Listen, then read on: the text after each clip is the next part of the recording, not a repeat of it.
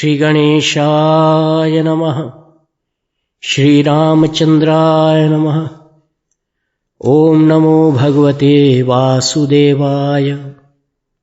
मूकं करोति वाचालं पंगुं लंघयते गिरिं यत्कृपातमहं वन्दे परमानंदमाधवम्। छठे अध्याय का ये पहला श्लोक है। शिष्यस्तेहं शाधि मां त्वां प्रपन्नम कह देने के बाद इस कथन के द्वारा अर्जुन ने अपनी नम्रता प्रकट की है। वो नम्र हो गया, पानी पानी हो गया। इसलिए 5वें अध्याय के अंत में अर्जुन के प्रश्न न करने पर भी भगवान स्वयं बोले, जब करुणा बढ़ती है तब वो कोई अपेक्षा नहीं रखती और स्वयं उसकी धारा प्रवाहित होने लगती है।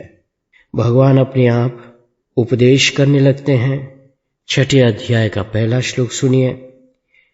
अनाश्रितः कर्मफलम् कार्यं कर्म करोति यः स्वसन्न्यासी च योगी च।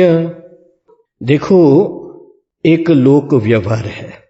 पहले जब वर्णाश्रम धर्म की महिमा थी तो लोग सन्यासी और योगी को बड़ा मानते थे। ये प्रसिद्धि थी कि एक तो सन्यासी न होने पर भी योग अभ्यासी है, वो बड़ा है।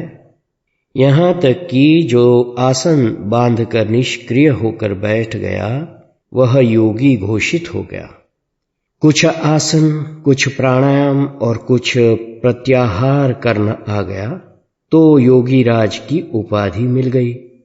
आजकल बंबई आदि बड़े शहरों में जब स्त्रियां मोटी हो जाती है तब वे हेल्थ सेंटर में जाकर कुछ आसन सिखाती है तो उसका नाम योगा बोलती है, किंतु थोड़ी सी कसरत सीख लेने का नाम योगा या योग नहीं।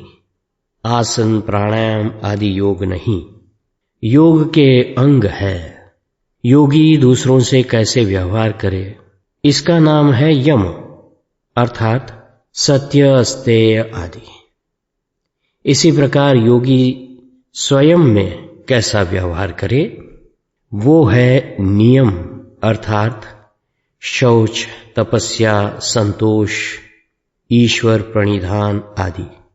योगी स्वयं में नियम से रहें, दूसरों से सत्य अहिंसा का बर्ताव करे और शरीर को आसन से ठीक रखे।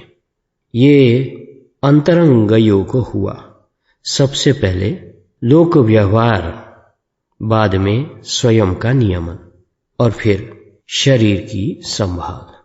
उसके पश्चात प्राणों को साध ले, प्रत्याहार द्वारा इंद्रियों को साध ले और धारणा से मन को एक स्थान में स्थिर करे। मन को अमुक समय तक स्थापित करने का नाम ध्यान है। जिस वस्तु में ध्यान लगे उसमें तन्मय हो जाने का नाम है समाधि। इन सारी अवस्थाओं की विवेक ख्याति होकर अपने स्वरूप में स्थित होना, दृष्टा का स्वस्वरूप अवस्थान ही योग है। जैसे कि बताया गया, यम, नियम, आसन, प्राणायाम, प्रत्याहार, धारणा, ध्यान, समाधि, ये योग के 8 अंग है और योग इनसे विलक्षण है। तो योग समझा, जो आसन बांधकर आंख बंद करके सांस रोककर बैठ जाए वो योगी है और सबसे श्रेष्ठ है। इसी प्रकार जो निरग्नि है, रोटी बनाकर नहीं खाता, अग्नि संबंध का परित्याग कर चुका है, वो सन्यासी है और वो भी सबसे श्रेष्ठ है। उपनिषदों में अग्नि शब्द का अर्थ स्त्री है।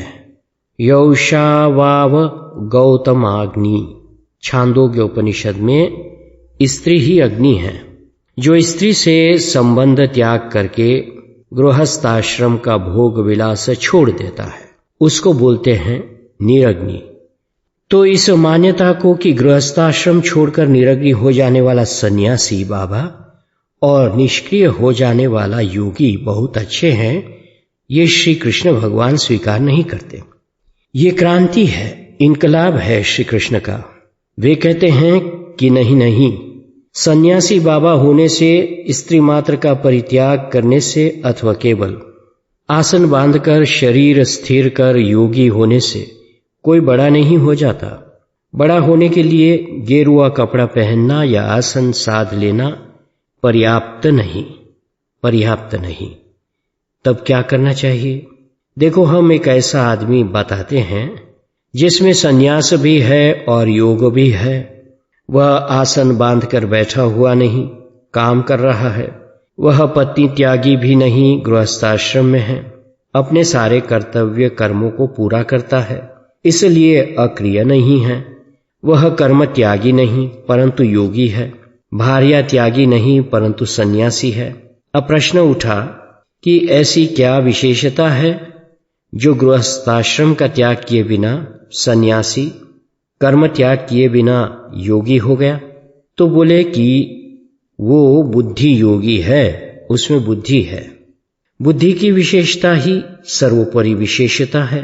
पत्थर जड़ वस्तु है, एक जगह पड़ा रहता है, कोई काम नहीं करता, तो उसमें क्या विशेषता है?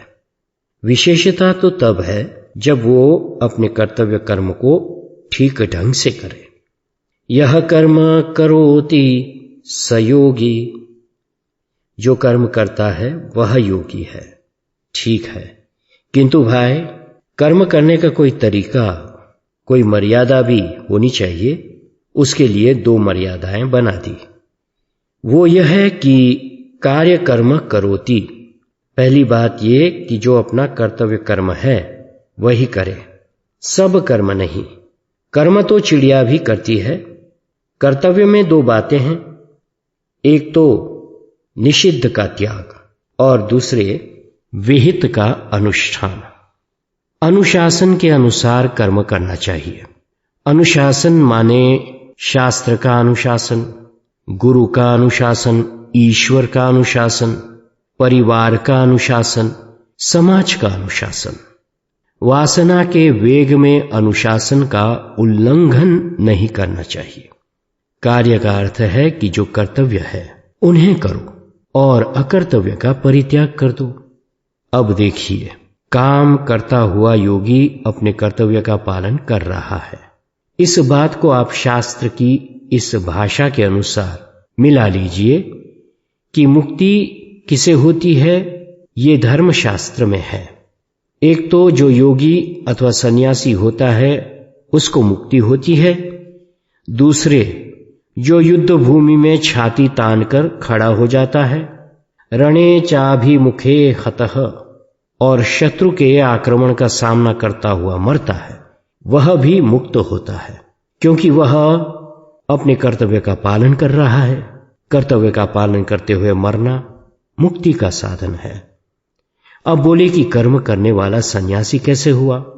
उसने पत्नी आदि का तो परित्याग किया ही नहीं, तो बताते हैं, अनाश्रितः कर्मफलम कार्यम कर्म करोति यः। मैं आपके काम की एक बात सुनाता हूं। पहले दर्शन शास्त्र की बात कुछ अधिक आ गई। आप काम करते हैं, किसी को एक गिलास पानी पिलाते हैं, बहुत बढ़िया है।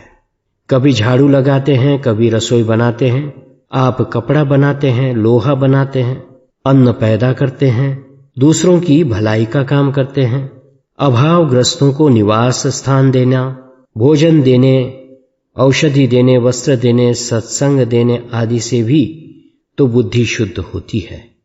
दूसरों को मनोरंजन देना, अन्न देना, जीवन देना, ज्ञान चित्त देना, आनंद देना, ये सब बुद्धि शुद्ध करने के साधन है। आप अच्छे काम करते हैं, बहुत बढ़िया बात है।